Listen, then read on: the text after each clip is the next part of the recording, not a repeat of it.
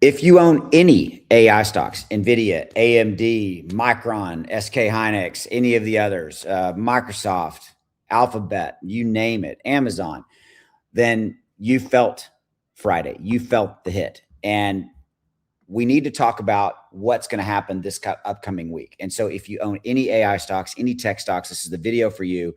I am right there with you. I own those tech and AI stocks, and I want to talk to you about some things that I'm seeing and what we should expect rolling into this coming week, because this is arguably one of the biggest pivotal weeks for the AI stock sector and the tech stock sector because of what happened on Friday and the expectation, and now looking forward to see how trading opens on Monday, how it goes Monday, Tuesday, rolling in. Now, Wednesday, we have the CPI report coming in, the Consumer Price Index report. It's most likely going to come in hot, which could be another data point that sends AI and tech stocks a little bit lower, just like we had on Friday where we had the jobs report come in. And you can see here, look what happened. We know what happened, essentially kind of doing the forensic post analysis, if you will. Broadcom did not give good enough forward-looking guidance on the next couple of quarters for AI spending as it relates to money that would be spent with them. Okay. And that kind of created this cascading effect. And then we had the strong jobs report. But if you look across the board, Nvidia, you see where I've circled this. Nvidia down, as an example, right there to there in 3 days, down about 9%. AMD down, you can see it right there. Dell down right there. I mean, it just goes on and on.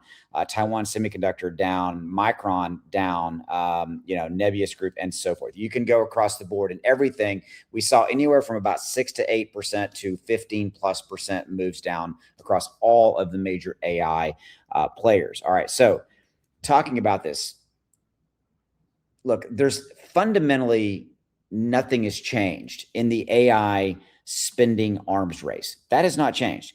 There is still trillions of dollars that is going to be spent on AI infrastructure build out. And I got some data points to show you here in a minute to prove that point. Okay, but I'm going to give you some numbers. 700 billion is what's targeted to be spent this year on AI build out. That number going to north of $5 trillion by 2030 and north of $7 trillion by 2033. Those numbers have not changed. And so what we have to look for is getting past this section right that we're in right now and understanding that at the end of the day, AI is here. This is not like the dot-com bubble of back in the day. By the way, 57 years old. I lived through that. This is nothing like that particular, major financial catastrophe that played out. This is not. There's always those whispers and rumors. Is AI, overblown? Is AI? The answer is no, because these are real dollars being spent by massive companies to facilitate AI infrastructure for corporate, government, and ultimately for you and I, because AI agents will be running on our cell phones, in our homes, all that kind of stuff. That is all future technology that is coming, and that's real dollars that have to be spent. Okay, so where does it leave us? It leaves us in this place where, if you kind of take a look at the overall market, with the iShares Future AI and Tech ETF, remains 47% higher year to date. Now it gave back about 12.5% at the end of this previous week, but it's still up higher, right? According to FactSet data, the technology sector should continue posting robust earnings growth. The second quarter technology earnings growth is estimated at 58% year over year, while full year earnings growth is forecasted at 44%. Those numbers have not changed. Okay. Remember, it's ultimately all about earnings. It comes in right here in the red. Stock prices may not follow earnings over the short term, but earnings growth is the fuel for rising prices over the long run. And we are seeing earnings growth coming in from all of the major AI players, Micron, Nvidia, all that kind of stuff. Okay. So just remember that. Keep that in your mind. Okay. And so ultimately, this comes back to a place where, if you sold on Friday, I think you made a mistake. That's my opinion. You should be looking at being diversified across the AI stack. You should be looking to be diversified outside of AI. You should own, energy stocks and transportation stocks and things of this nature, right? That are not in just solely in the AI and tech sector. Now, AI and tech have been the fuel for the entire stock market growth in this last year. We all know that, actually last couple of years. Okay. It's just continuing to be, it's insane what we've seen. Okay. So kind of moving on. despite the losses that we saw at the end of the week, the stock market power trend, as defined by IBD trading rules, remains intact. Okay, so we are in a power trend that has not changed. Okay, we're there, right? I'm just giving you some data points to kind of clarify and some things. We've got Taiwan Semiconductor on Wednesday. They're going to report May sales on Wednesday. Analysts are going to be looking to see if Taiwan Semiconductor is on track to deliver second quarter sales growth of 26% year over year to 40 billion. TSMC is the leading producer of these processors. I think this is going to be one of the biggest ones that everybody is going to be watching. Is on Wednesday, we've got the CPI report and we've got TSM, Taiwan Semiconductor reporting, because everybody's going to be going, if there's one company that's going to give us insight into and visibility into what's happening, it is Taiwan. Why? Taiwan Semiconductor, because they manufacture Nvidia's chips.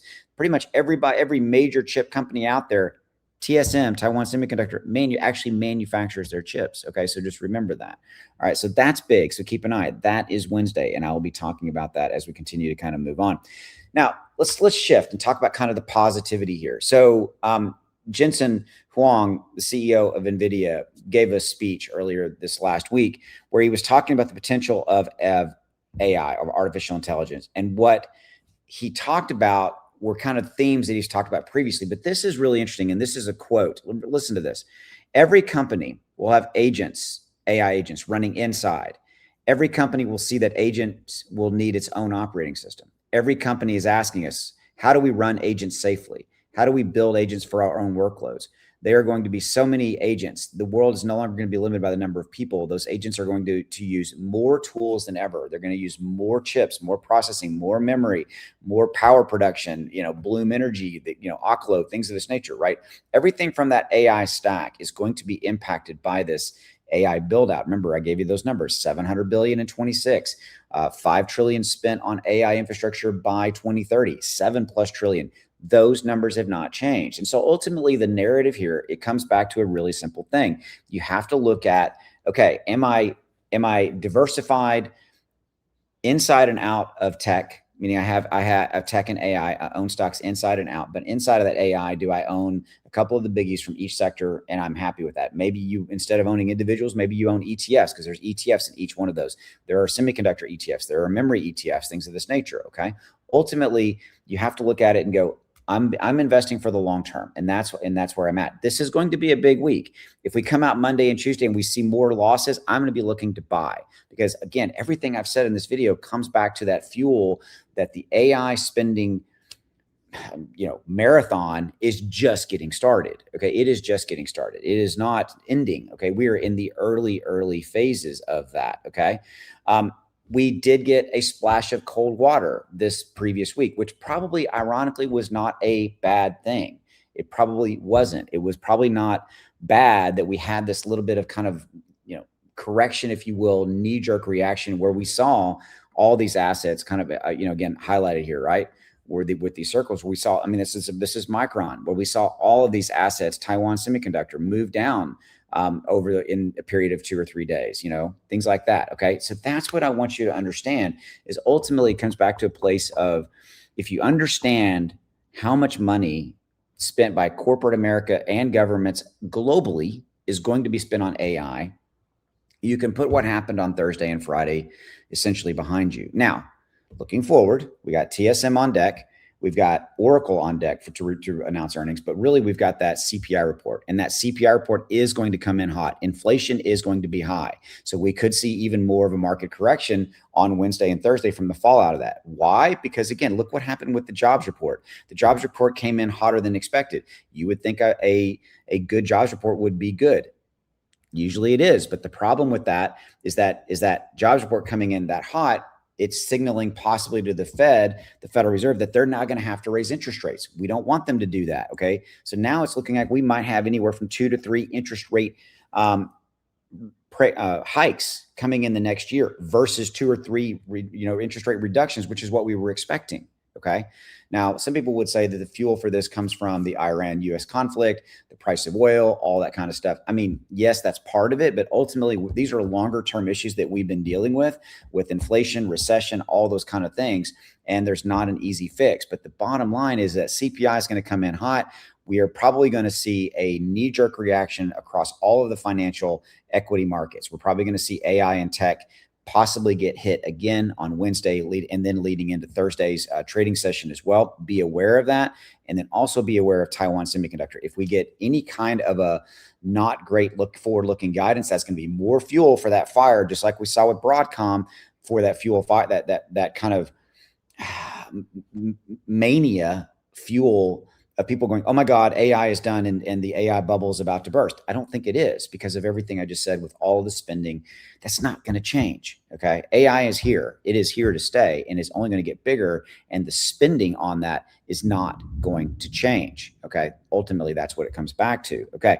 So it's a massive week for AI stocks. If you own any, you need to know everything I've talked about. And just, again, don't let your emotions, don't let your panic take over. Always remember kind of why you're invested in all that kind of stuff. All right, before I let you go, I want to share this with you. Look, if you're trying to make more money trading stocks, look, this is a buy alert to a sell alert. That is my trading indicator, X1 Algo, right there.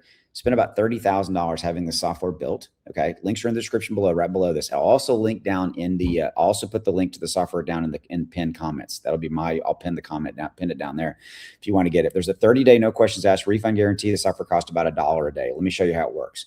It gives you a buy alert to a sell alert right there. You see it? So in that 29 days, Nvidia went up 28%. So the software said buy here, sell here, and you could have locked in basically 30%. Okay. But overall, from this period, buy to sell, see how it said sell before the stock went down. Then it was another buy. Okay. See that all the way right there, 64 days, 35%. All right. AMD, look at this one. Buy here, all the way up right here to where we saw the market turn, like we've been talking about in this video, 177%. So $1,000 bought here, sold at the end of this 65-day run, 177% would have made you a profit of $1,772 profit. So you would have walked away with $2,770. Okay. Dell, look at this one right here. Buy here, sell there, 13 days, 84%. TSM, same kind of deal. Buy, sells, you see them coming in, all that, 166 days, 50%. Do you know when to buy? And do you know when to sell any of your stocks that you own? If you don't, you're flying blind. If you're flying blind, you're not making as much profit as you possibly can on any of your stock trades. And that's what the software helps you to do. And it's literally about $1 a day.